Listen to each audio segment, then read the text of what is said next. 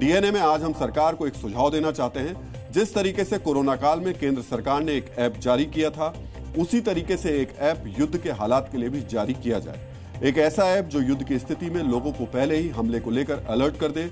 एक ऐसा ऐप जिसके जरिए लोग एक क्लिक के जरिए सरकार को किसी भी हमले की जानकारी दे सके। हम आज ये सुझाव क्यों दे रहे हैं, इसकी वजह भी बता देते हैं। मैंने कई युद्ध कवर किए। इजराइल में हमास के रॉकेट अटैक के बीच वहां रिपोर्टिंग कर चुका हूं। सीरिया वॉर को भी अपनी आंखों से देखा है। ये ऐसे बैटलफील्ड हैं जहां कब आसमान से मिसाइल बरस जाए कोई नहीं जानता। लेकिन यहाँ की सरकारों ने लोगों के लिए ऐसे ऐप तैयार कर लिए हैं जिसके जरिए लोगों को पहले से अलर्ट कर दिया जाता है। इसका फायदा ये होता है कि लोगों के पास किसी सेफ बंकर में जाने के लिए वक्त मिल जाता है। यूक्रेन में लोगों को मोबाइल पर नोटिफिकेशन मिलने पर 2 मिनट से 20 मिनट तक का वक्त मिल जाता है। इजराइल में भी 1.5 मिनट से 10 मिनट तक का वक्त लोगों के पास होता है। जंग सिर्फ हथियारों से नहीं लड़ी जाती है, बल्कि आज के जमाने में तकनीक से भी लड़ी जाती है। इसी तरह जंग के दौरान आम नागरिकों की जान बचाने के लिए भी कई तरीके की तकनीकों का इस्तेमाल किया जाता है। 2017 में जब मैं इजराइल में था, तब वहां क्या देखा, आज आपको मैं वो दिखाना चाहता हूं, आपके साथ वो मैं शेयर करना चाहता हूं।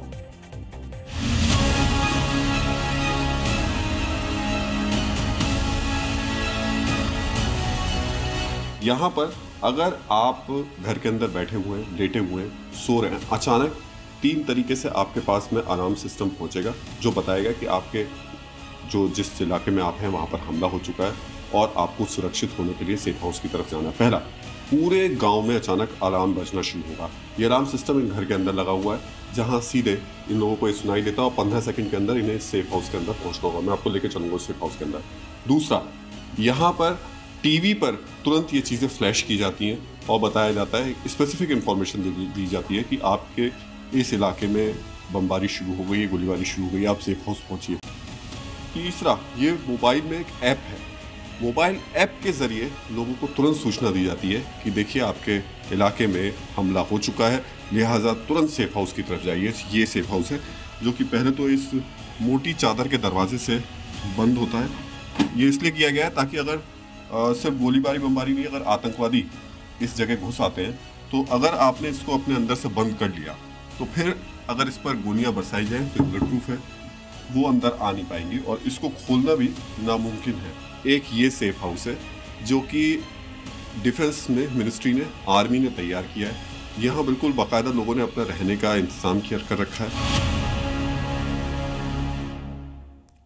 हमारे देश में एयर रेड अलर्ट और इवैक्यूएशन का जो मॉक ड्रिल आज हो रहा है, वो कई देशों में रोजमर्रा के जीवन का हिस्सा बन चुका है। आपके फोन पर जिस तरह व्हाट्सएप पर नोटिफिकेशन आते हैं, यूक्रेन में हर 5 मिनट पर लोगों के मोबाइल पर एयर रेड वार्निंग बजते रहते हैं।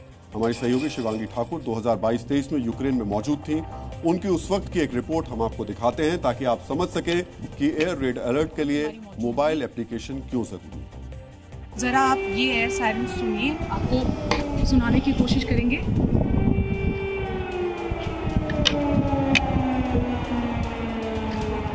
हमारी मौजूदगी लवीव में है। लगातार इस तरह के एयर सायरन्स जो हैं वो यहाँ पर बजते रहते हैं और लोगों को आगाह किया जाता है कि अब खतरा है, आप तुरंत किसी बंकर में चले जाइए। एक एप्लीकेशन के जरिए ये अलार्म जो है वो बजता है और उन्हें बताया जाता है कि उन्हें तुरंत बंकर में अभी जाने की ज़रूरत है। जो यूक्रेन की सेना है वो जगह जगह पर तैनात है और ज़रा इस मैप को देखिए। इस मैप के ज़रिए हम आपको बताने की कोशिश करेंगे।